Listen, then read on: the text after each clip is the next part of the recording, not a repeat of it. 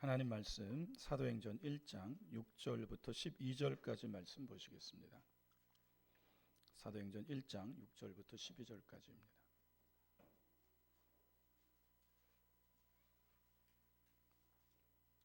신약성경 186면입니다. 사도행전 1장 8절 6절부터 12절까지 말씀 찾으셨으면 한 절씩 교독합니다. 그들이 모였을 때 예수께 여쭈어 이르되 주께서 이스라엘 나라를 회복하심이 이때니까 하니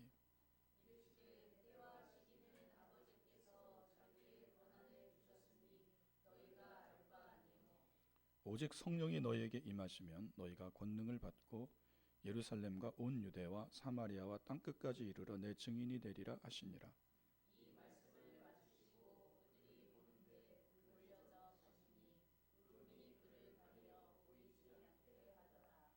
올라가실 때에 제자들이 자세히 하늘을 쳐다보고 있는데 흰옷 입은 두 사람이 그들 곁에 서서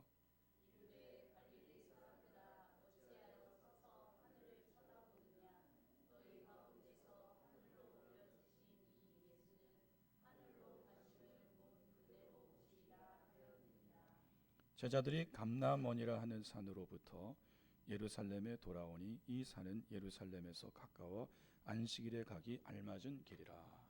아멘.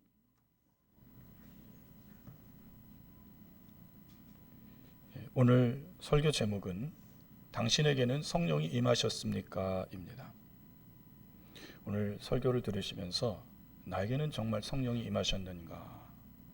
자기 믿음을 점검하는 시간이 되기를 원합니다. 본문 6절입니다. 그들이 모였을 때 예수께 여쭈어 이르되 이스라엘 나라를 회복하심이 이때니까 하니 6절에서 그들이 모였다고 합니다. 그들은 누구이고 그들이 모인 곳은 어디일까요? 그리고 그들이 모인 그곳에서 어떤 일이 벌어졌을까요? 먼저 그들이 누구인지 살펴보겠습니다.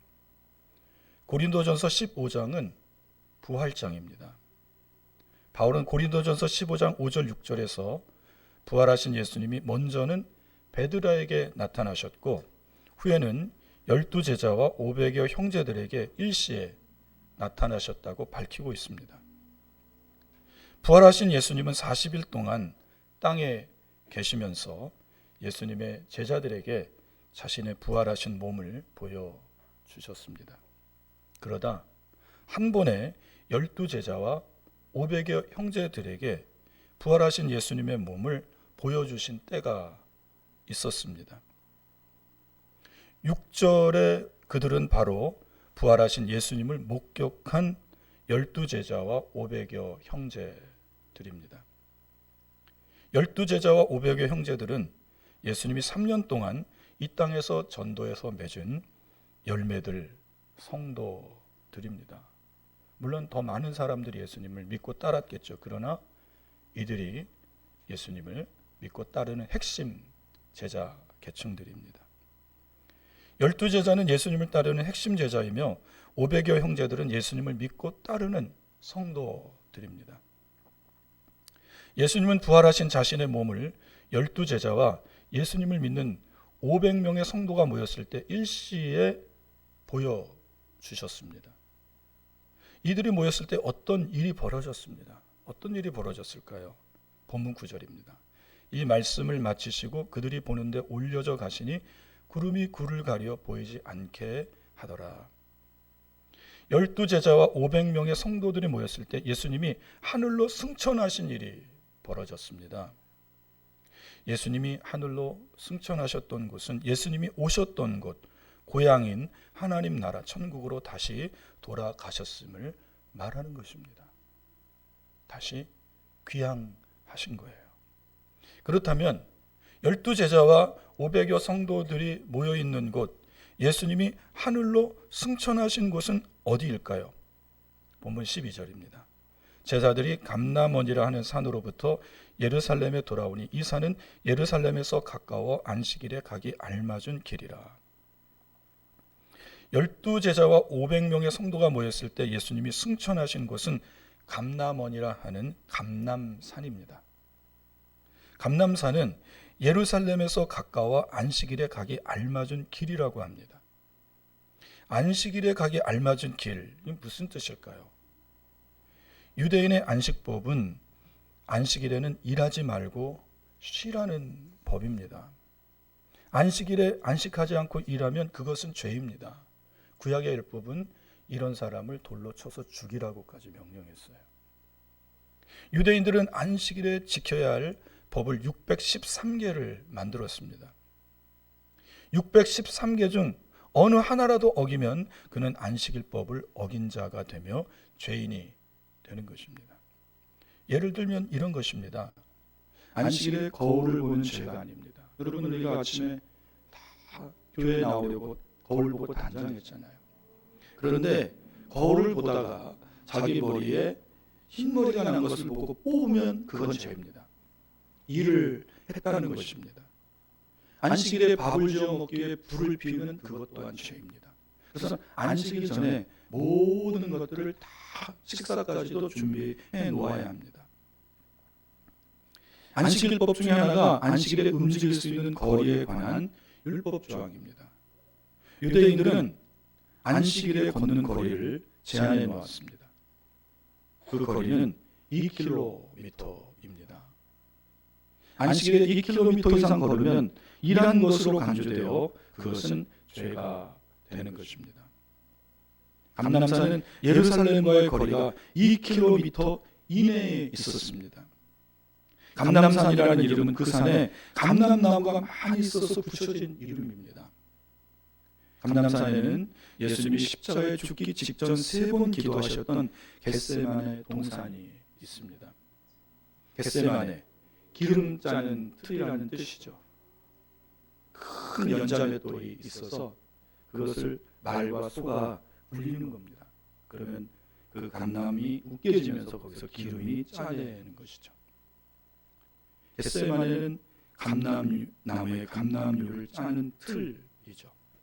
예수님은 이 땅에 계실 때 이 겟세마네 동산에서 십자가에 달려 죽기 직전에 마지막으로 3번 짜내는 기도를 하셨습니다. 땀방울이 핏방울이 되기까지 하나님 앞에 간절히 기도했습니다. 그 기도의 내용이 무엇입니까? 주여, 이 잔을 내게서 옮겨 주옵소서. 십자가를 피하기를 원하는 기도였습니다. 그러나 예수님은 3번째 내 뜻대로 마셨고 아버지의 원대로 되기를 원합니다. 기도하셨습니다.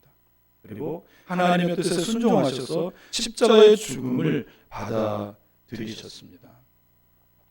감람산은 예수님이 3년 동안 공생애를 사시면서 제자들과 함께 풍찬 노숙 거처하시던 곳이며 기도하셨던 것입니다. 예수님이 말씀하셨잖아요. 인자는 머리 둘 곳도 없다. 잠잘 집도 없다는 것입니다. 그래서 예수님은 저녁이 되면 제자들과 함께 감람산으로 올라가셔서 그곳에서 노숙하시고 그곳에서 초야기도 하시고 그곳에서 새벽기도 하셨던 것입니다.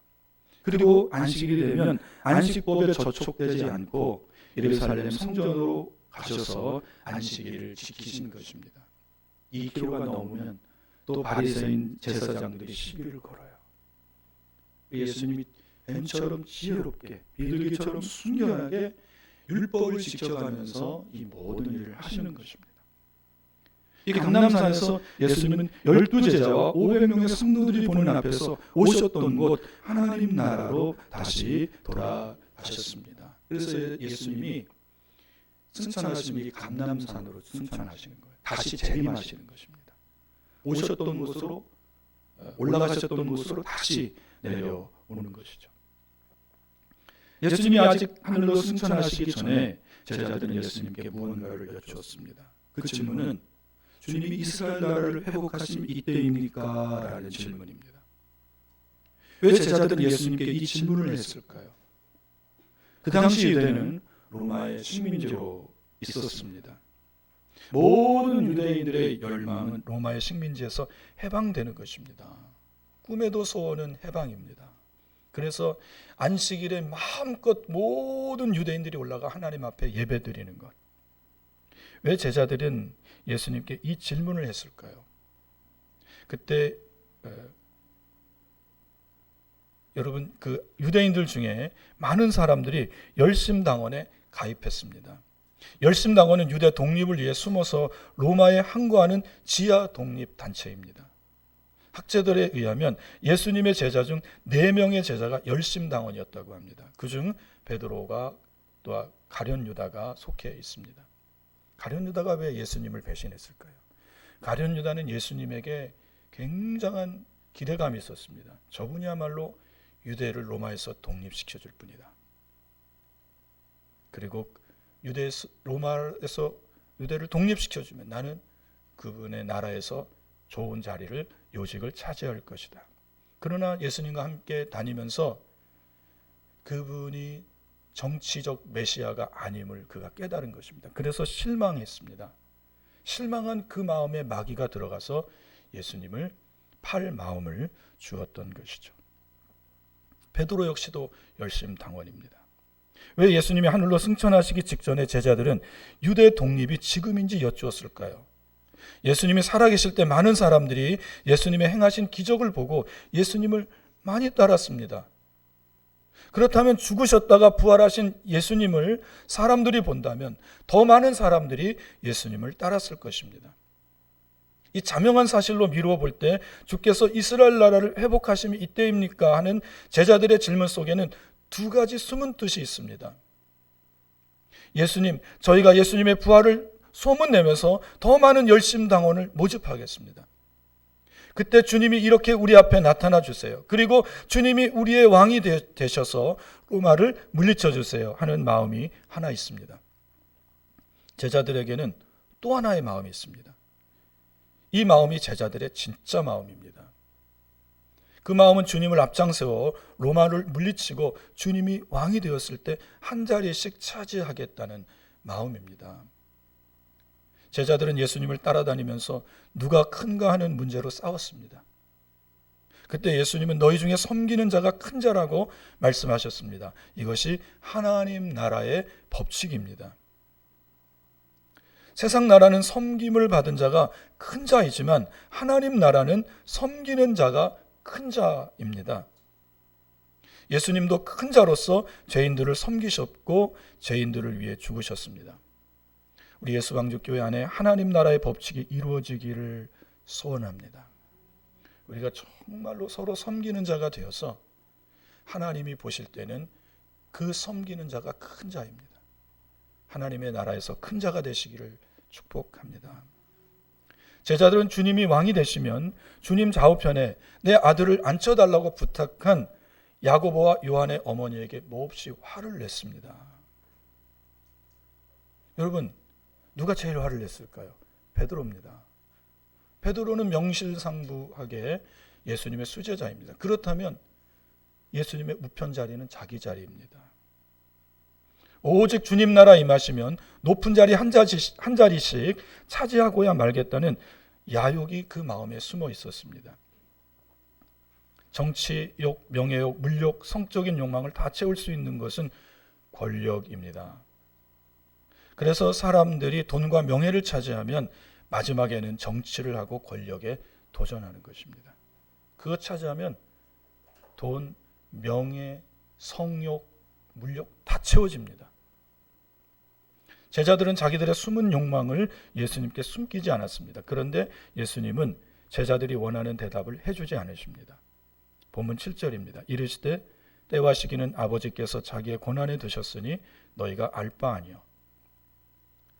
예수님은 유대가 독립하는 것은 아버지의 권한에 두셨다고 하시면서 너희가 알 바 아니라고 하십니다. 너희는 이런 일에 신경 쓰지 말고 관심 두지 말라는 것입니다.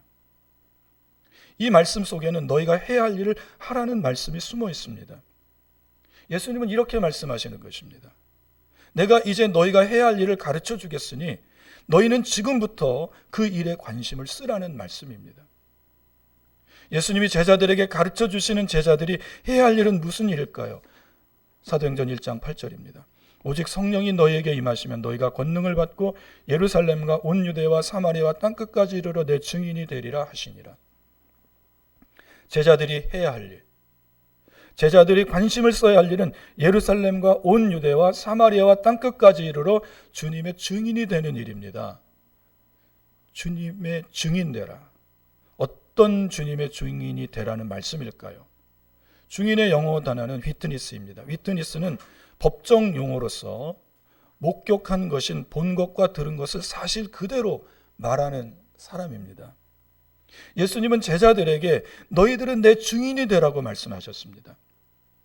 이 말씀은 너희가 나에 대해 본 것과 나에게 들은 것을 사실대로 사람들에게 말해 달라는 것입니다.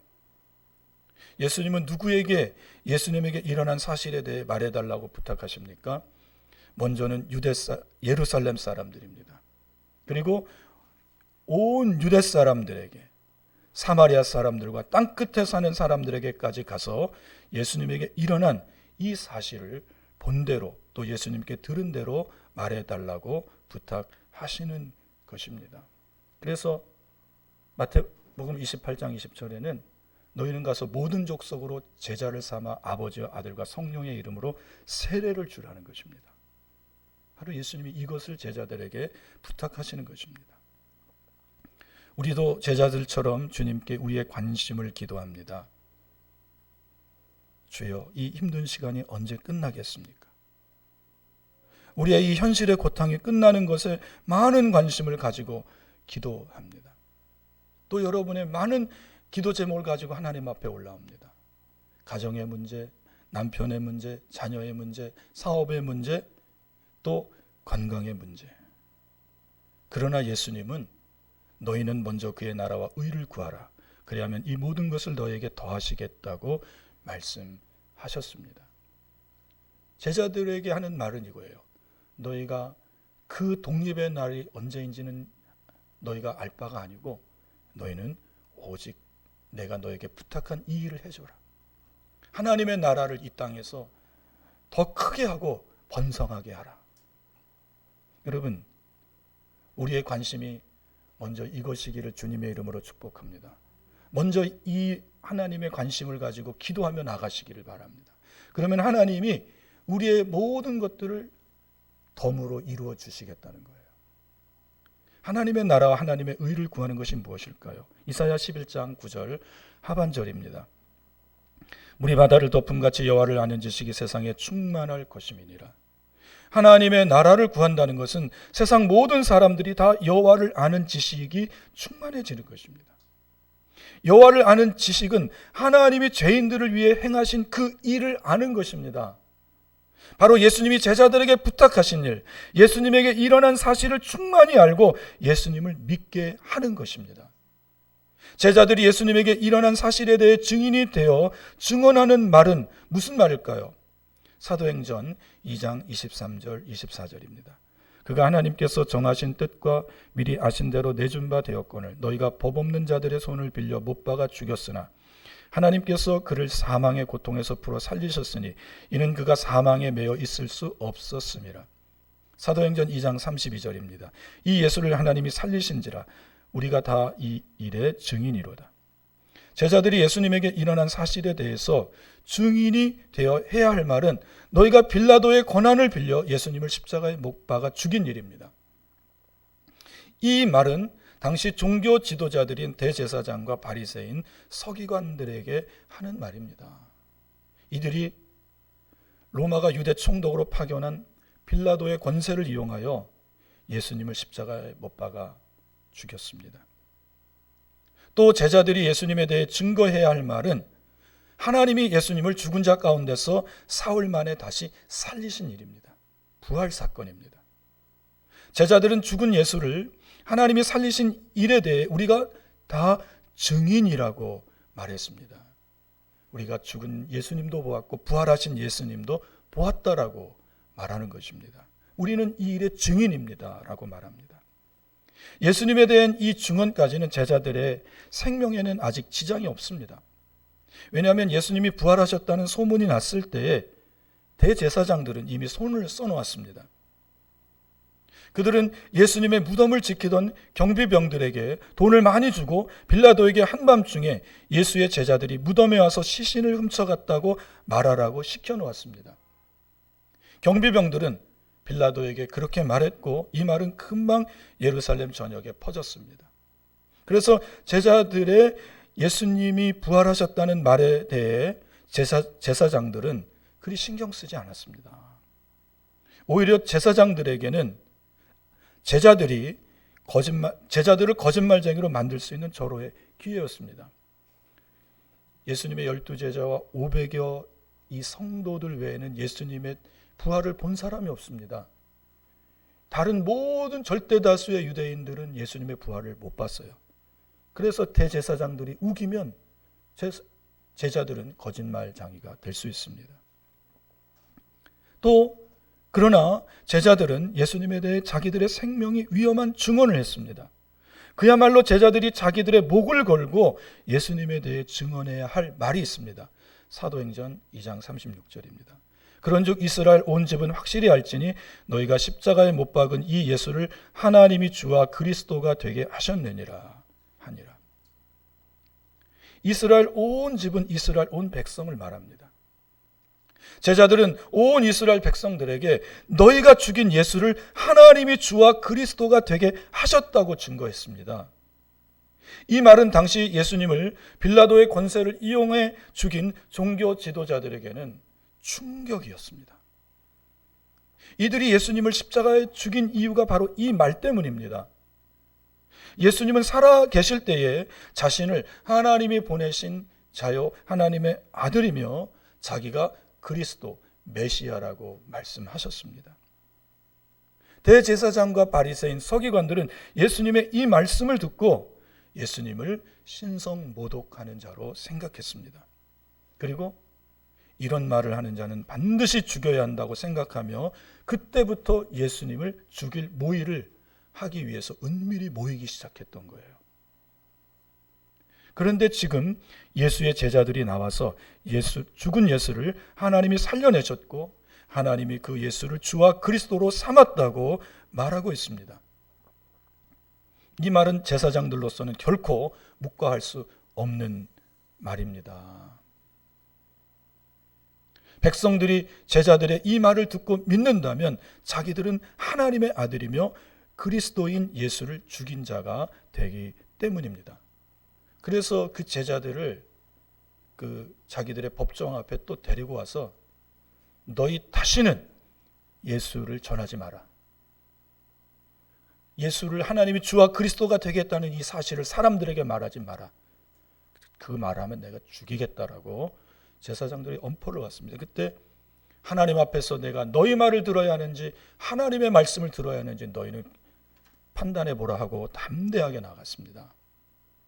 그래서 여러분 이 말을 전하는 제자들은 증인이 되어야만 합니다. 증인의 헬라어는 말티스입니다. 말티즈. 애완견이 아니고요. 말티스. 말티스의 뜻 속에는 순교자라는 뜻이 있습니다. 제자들이 예수님의 증인이 되려고 한다면 제자들은 순교할 각오를 해야 합니다. 나는 부활하신 예수님을 전하고 예수님이 주와 그리스도가 되신 것을 전하다 죽어도 좋다. 왜요? 나는 십자가에 죽으시고 무덤에 장사되신 예수님을 보았고 사흘 만에 부활하신 예수님도 보았고 또 하늘로 승천하시는 예수님도 보았다. 나는 예수님이 온 이스라엘 백성의 주와 그리스도가 된다는 사실을 믿는다. 세상에 누가 죽었다가 다시 살아났으며 하늘로 다시 승천했다는 말인가? 그렇다면 예수님은 하나님의 아들이시며 주와 그리스도가 아니시고 누구신가? 제자들의 생각은 이미 여기까지 간 것입니다. 그리고 확신에 차고 믿었던 것입니다. 그래서 이에수스 말티스, 예수의 증인이 되어 죽어도 좋다고 결심한 것입니다. 실제로 사도 요한을 뺀 나머지 제자들은 예수님을 증거하다 다 순교당했습니다. 제자들 중 대부분 돌에 맞아 순교당했고 십자가에 못 박혀 순교당했습니다. 베드로는 십자가를 거꾸로 쥐고 죽었습니다. 어떻게 제자들이 이와 같은 예수님의 증인이 될 수 있었을까요? 본문 8절입니다. 오직 성령이 너희에게 임하시면 너희가 권능을 받고 예루살렘과 온 유대와 사마리아 땅끝까지 이르러 내 증인이 되리라 하시니라. 제자들이 순교를 각오하고 예수님의 증인이 될 수 있을 때는 오직 성령이 제자들에게 임하실 때입니다. 성령은 제자들이 증인이 되는 원동력입니다. 예수님의 이 부활의 증인, 예수님의 주와 그리스도가 되었다는 이 증인의 원동력은 그들 안에 성령이 임하실 때입니다. 그렇다면 성령은 누구일까요? 저는 성령은 무엇일까요? 물으며 성령에 대해 의문을 제기하지 않았습니다. 어떤 물건이잖아요. 성령은 누구일까요? 라고 물으며 성령에 대해 의문을 제기했습니다. 성령은 누구일까요? 하는 이 의문 제기는 성령은 살아계신 인격이심을 전제하는 질문입니다. 성령은 눈에 보이지 않습니다. 바람이 임의로 불며 예수님은 성령을 바람에 비유하기도 하셨습니다. 하나님의 생기, 에스겔은 하나님의 생기로 성령을 비유했습니다. 우리는 눈에 보이지 않는 이걸 고스트, 유령이라고 하는데요. 성령은 영어로 홀리 스피릿, 거룩한 영입니다. 하나님이십니다. 세 분의 하나님은 삼위일체의 하나님이십니다. 세 분의 하나님이 계시며 세 분의 하나님은 곧 한 분이십니다. 여러분, 세 분의 하나님이 모여서 화목하고 화평합니다. 왜 그럴까요? 그 안에 질서가 있고 그 안에 일의 역할 분담이 정확하기 때문입니다. 여러분, 교회는 질서가 있을 때 화목하고 화평해요. 또 하나님의 세우신 그 종들의 목사와 장로와 권사, 안수집사, 집사의 역할 분담이 정확할 때, 일을 침해하지 않을 때 교회는 화평한 겁니다. 여러분, 우리 안에 질서가 있기를 축복합니다. 세 분의 하나님은 성부 하나님, 성자 하나님, 성령 하나님이십니다. 창세기를 보시면 이 세 분의 하나님이 함께 천지를 창조하셨고 사람을 만드셨습니다. 우리가 우리의 형상대로 사람을 만들자. 우리는 복수형이잖아요. 세 분의 하나님이 회의를 하시고 우리의 형상대로 사람을 만들자. 세 분의 하나님은 한 분이시지만 각자 하시는 일이 다릅니다. 역할 분담이 정확해요. 성부 하나님은 죄에 빠진 인류를 구원하시기 위해 구원 계획을 세우셨습니다. 죄에 빠진 인류를 구원하시기 위한 성부 하나님의 계획은 죄 없으신 하나님의 아들을 세상에 보내셔서 죄인의 죄를 대신해서 십자가에 죽이시는 것입니다. 성부 하나님의 이 계획에 성자 하나님이 순종하셨습니다. 성자 하나님이신 예수님은 동정녀의 몸에서 성령으로 잉태되어 육신을 입고 이 땅에 오셨습니다. 그리고 하나님의 뜻대로 죄인들을 위해 십자가에 죽으셨습니다. 성부 하나님은 성자 하나님이신 예수님을 죽은 자 가운데서 살려내셨습니다. 그리고 성자 하나님이신 예수님을 인류의 주와 그리스도가 되게 하셨습니다. 이 사실을 예루살렘과 온 유대와 사마리아와 땅끝에 사는 사람들에게 알리실 분이 바로 성령 하나님이십니다. 성령은 하나님의 구원 계획을 세상에 알리시고 전하실 하나님이십니다. 제자들은 오직 성령이 임하셔야만 예수님의 증인이 될 수 있습니다. 제자들이 온 이스라엘 백성과 이방 백성들에게 전할 예수님에 대한 사실은 이성을 가진 사람이라면 누구도 믿을 수 없는 말이기 때문입니다. 그렇지 않아요? 어떻게 결혼하지 않은 처녀의 몸에서 아들이 태어날 수 있습니까? 어떻게 죽은 자가 다시 살아날 수 있습니까?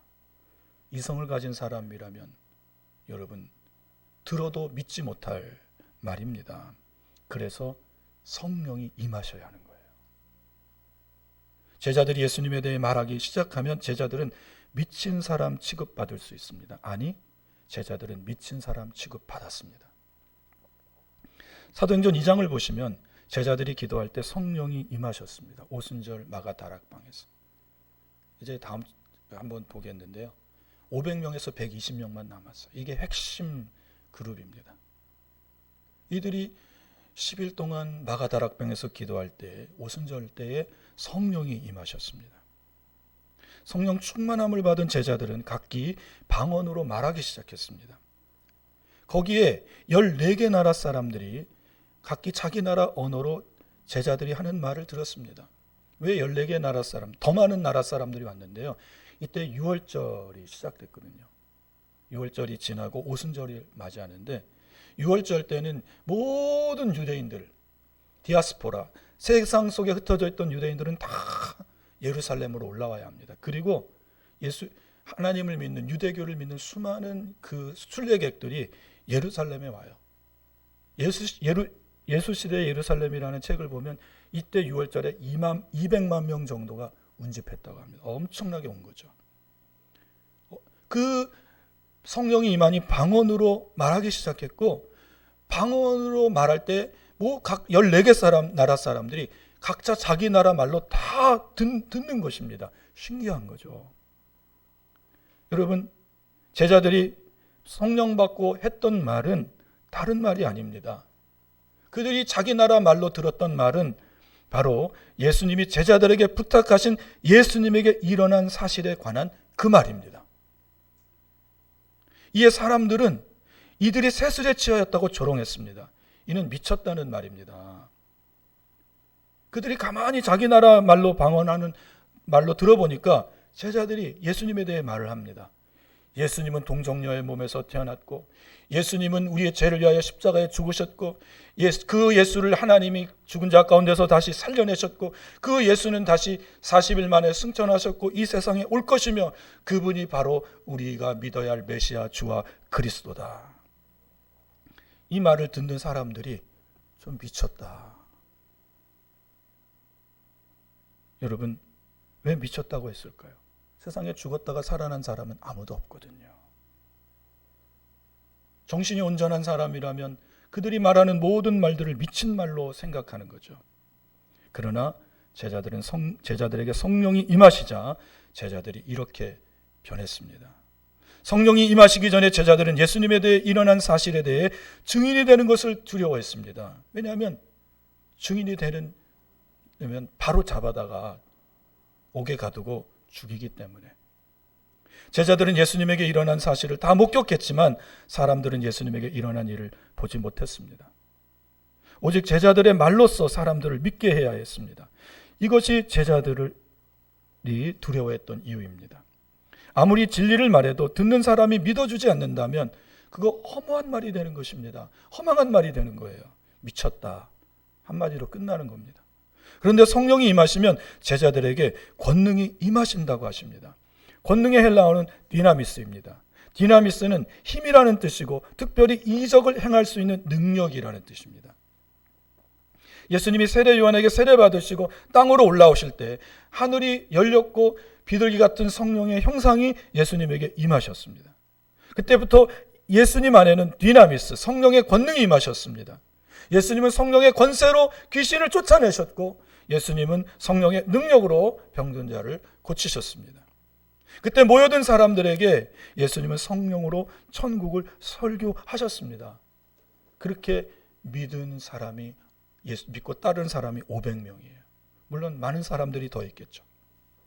제자들에게 성령이 임하시면 예수님 안에 있었던 성령의 권능이 그들에게도 똑같이 임하시는 것입니다. 그래서 사도행전을 성령행전이라고 부르기도 합니다. 왜냐하면 성령이 제자들을 통해 행하신 역사가 사도행전이기 때문입니다. 성령이 임하자 제자들은 담대하게 예수님에 대해 증거하기 시작했습니다. 예수님을 증거할 때 제자들에게는 예수님이 행하셨던 기적과 이적들이 똑같이 나타나기 시작했습니다. 병든 자가 고침받고 귀신 들린 자에게서 귀신이 쫓겨나갔습니다. 그러나 더 중요한 것은 성령이 임한 제자들이 하는 말을 듣고 사람들이 믿었다는 것입니다. 기적을 보고 이적을 보고 예수를 믿은 게 아니라 그들이 성령이 충만해서 성령으로 하는 예수님에 대해 전해주는 그 말을 듣고 그들이 믿었다는 거예요. 사도행전 4장 4절에 보면 그때 제자들의 말을 듣고 믿는 자가 5,000명이나 되었다고 합니다. 우리는 성령이 임하실 때 제자들이 행한 권능에 많은 관심을 가집니다. 그렇죠? 그러나 누가는 제자들이 성령 받고 행한 권능보다 제자들이 성령 받고 변화된 그 부분에 더 주목했습니다. 겁쟁이들이 담대해졌고 용기가 생겼습니다. 그리고 죽음을 무릅쓰고 나가서 예수를 전했습니다. 바로 누가는 이 부분에 더 관심을 가지고 이 부분을 더 우리에게 조명하고 싶은 거예요. 진짜 제자들이 예수님의 부탁에 순종하여 예수님의 죽음과 부활에 대해 전했습니다. 예수님이 죄인들의 구세주 메시아이심을 전한 것입니다. 여러분, 저는 여러분들에게 묻고 싶습니다. 여러분에게는 성령이 임하셨습니까? 성령이 임하셨다면 그 증거가 무엇입니까? 방언을 하며 통변을 하며 능력을 행하십니까? 이런 것들은 성령이 임하실 때 나타나는 중요한 은사들입니다. 우리는 여기에 더 많은 관심을 가지고 있어요. 성령이 임하시고 나타나는 그 성령의 권세와 그 능력 행하심, 특별히 우리가 그렇게 사모하는 이 방언의 은사, 이것들을 통변하는 은사, 성령의 받음의 증거가 방언을 하고 안 하고가 중요한 것이 아닙니다. 기적을 행하고 능력을 행하는 그것이 중요한 것이 아닙니다. 중언부언하지 않고 한국말로 똑바로 기도해도 하나님은 다 기도하시고 응답하십니다. 그런데 우리는 여기에 더 많은 관심을 쏟아요. 어떤 사람이 능력을 행하고 어떤 사람이 방언을 행하고 어떻게 하면 방언 받을 수 있습니까? 성령이 임하면 방언 받죠. 그러나 성령이 임하면 더 근본적으로 나타나는, 우리 안에 나타나는 증거가 있습니다. 고린도전서 12장 3절입니다. 그러므로 내가 너희에게 알리노니 하나님의 영으로 말하는 자는 누구든지 예수를 저주할 자라 하지 아니하고 또 성령으로 아니하고는 누구든지 예수를 주시라 할 수 없느니라. 성령으로 아니하고는 누구든지 예수를 주시라 할 자 없느니라. 성령이 임하시면 그는 예수님을 자기의 주로 고백합니다. 그리고 성령이 주시는 힘으로 예수님의 증인이 되는 것입니다.